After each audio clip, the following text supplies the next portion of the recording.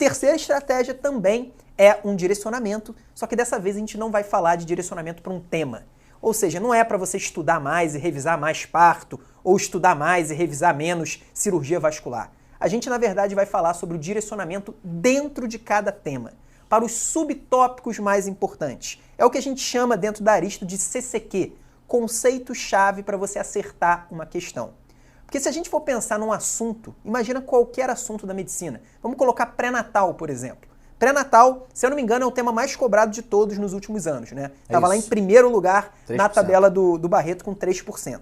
Mas será que pré-natal, que é um tema gigantesco, um tema bem grande, a gente que está aqui com o Fernando, que acabou de ter filho, ele não deixa mentir, né? Bem grande pré-natal. Será que todos os tópicos de pré-natal são cobrados com a mesma frequência na prova de residência médica? Será que você precisa saber tudo da mesma maneira? Será que é produtivo você estudar tudo da mesma maneira ou você precisa ter um direcionamento? É importante dizer isso porque às vezes eu vejo as pessoas falando, pô, se eu ler, na verdade, Clínica Médica está em 2 volumes desse tamanho do Harrison. Então, 2 volumes desse tamanho do Harrison resumem a Clínica Médica inteira. Só que isso, na verdade, é uma grande mentira. Se você pegar, por exemplo, um assunto que está dentro de Clínica Médica, hipertensão arterial, eu garanto para você que existem livros desse tamanho, se não até maiores, só sobre hipertensão arterial.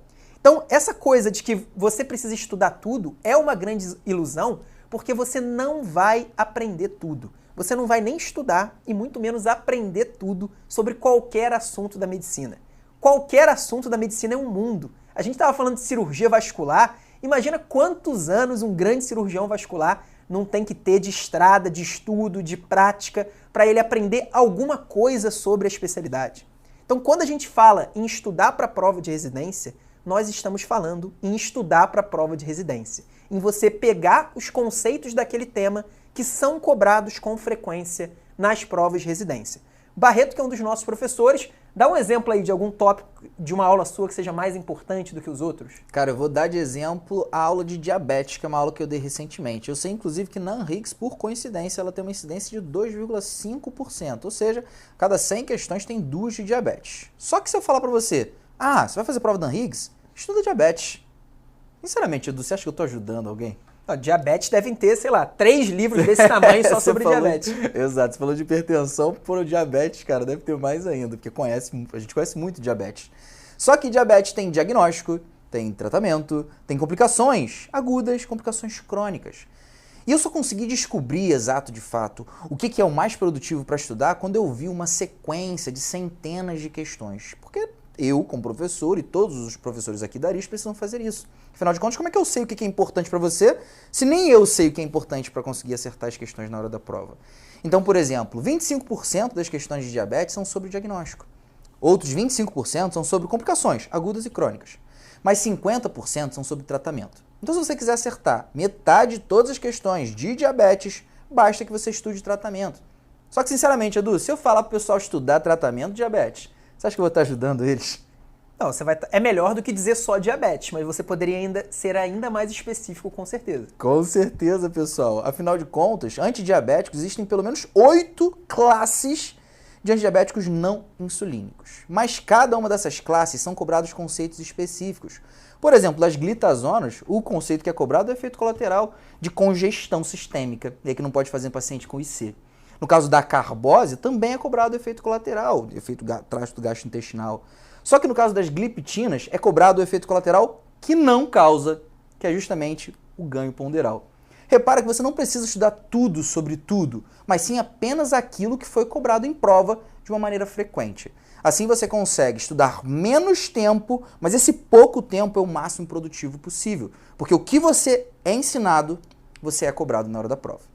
E mais uma vez eu ressalto que não significa que você vai estudar só o efeito colateral da glitazona ou só o efeito colateral da acarbose em diabetes. Não, você vai estudar diabetes, só que você vai ter um foco definido. Na verdade, você vai ter alguns focos definidos. E sabe por que isso é importante? Porque se você não tiver nenhum foco definido, você vai se perder na imensidão que é o conteúdo.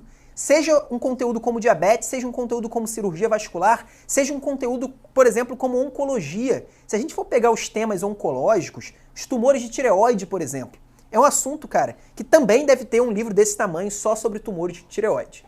Só que se a gente for olhar as questões que caem, basicamente todas são comparando os diferentes tipos histológicos do câncer de tireoide, especialmente o tipo papilífero e folicular. Então, se você souber as diferenças dos fatores de risco, do diagnóstico, do tratamento entre o papilífero e o folicular, você já vai acertar um monte de questões, a maioria das questões sobre câncer de tireoide.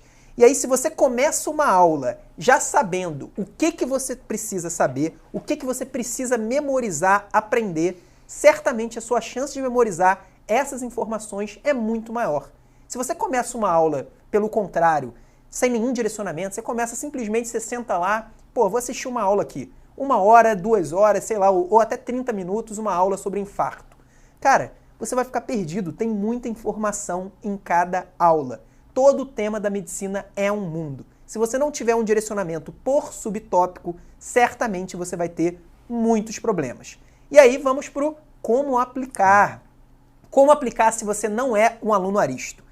Nesse caso eu acho que é um pouco até mais difícil do que os outros dois. Os outros dois dão muito trabalho, esse terceiro é mais difícil, mas basicamente o que você vai fazer? Você vai ter que pegar as provas antigas. Você pode priorizar as suas provas, né? As suas provas que você quer fazer, e você vai dar uma olhada lá de como cada tema é cobrado nas suas provas. Então, se você fosse, por exemplo, pegar as questões de diabetes, provavelmente você perceberia, como o Barreto falou, que o assunto mais importante é o tratamento. E talvez você chegasse no nível de especificidade que o Barreto chegou, que é o efeito colateral das glitazonas, que é o efeito colateral que as gliptinas não causam. Então você poderia talvez chegar nesse tipo de ponto. Então basicamente você teria que fazer um estudo com as provas antigas para determinar quais são os tópicos mais cobrados de cada tema, de preferência antes de você estudar, para que você aí já saiba, cara, começou a aula de diabetes, eu já sei que eu preciso memorizar isso, aquilo e outra coisa. Então você precisa já chegar com esse direcionamento,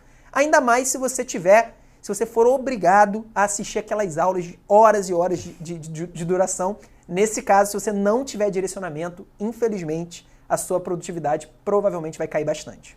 Só para reforçar, tá, pessoal? Isso, apesar de ser uma estratégia que é muito válida, você diagnosticar de forma super específica o microtema, que inclusive aqui dentro a gente chama de conceito-chave para a questão, ou CCQ, apesar de ser super relevante você fazer isso, é muito difícil que você consiga fazer isso sozinho. Afinal de contas, só de diabetes tem, pelo menos nos últimos 5 anos, umas 600 questões. E imagina só, você fazendo 3 temas por semana, cada um com 500, 600 questões. Não dá, é humanamente impossível, você não tem tempo para fazer isso tudo. E sinceramente, eu só consigo porque eu tenho 20 aulas no ano inteiro. Aí dá, sei lá, umas 500, 300 questões por semana. Dá tempo de fazer. Só que, se você for um aluno aristo, você consegue dentro da plataforma ter isso mastigado. Sabe por quê? Porque olha só como que esses conceitos-chave para a questão aparecem para você dentro da plataforma. Aqui a gente está vendo um estudo teórico, que é uma das atividades básicas dentro da Aristo, de artrite, que é uma aula do professor Ian. E você repara que tem, beleza, questões, videoaula, apostila digital, mapa mental, mas por último existem os tal flashcards, que são basicamente uma seleção de perguntas e respostas. Mas, para a equipe Aristo, para os professores ou time de conteúdo colocarem algum flashcard aqui, cara, ele precisa ter passado por um filtro. E é um filtro de incidência, relevância, importância, frequência em várias questões. Eu posso te dizer, por exemplo, com certeza, que essa pergunta aqui, quais as principais causas de monoartrite ou oligoartrite aguda? E a resposta sendo artrite séptica e gota, é muito importante para você acertar várias questões do tema artrite. E o que é interessante é que não somente os flashcards funcionam para você dar quase como um pré-teste do percentual de assuntos importantes sobre aquele tema que você sabe, mas também serve para a gente construir todos os outros materiais. Então, por exemplo, o mapa mental são os flashcards unidos, de forma visualmente mais fácil de você decorar. A apostila digital são os flashcards descritos, com uma explicação um pouquinho mais robusta, para que você tenha também a base do ciclo clínico, por exemplo, do ciclo básico, para que você compreenda todos os conceitos. E na aula, gente, são os flashcards explicados de uma maneira didática, explicados para que você consiga compreender aquilo que é difícil de entender sozinho. Por isso, inclusive, que alguns alunos, hoje em dia tem pouco isso, tá, gente? Mas alguns alunos perguntavam pra gente, vale a pena fazer outro cursinho preparatório junto da Aristo? E a gente sempre respondia, cara, poder, você até pode, você tem liberdade de fazer o que você quiser.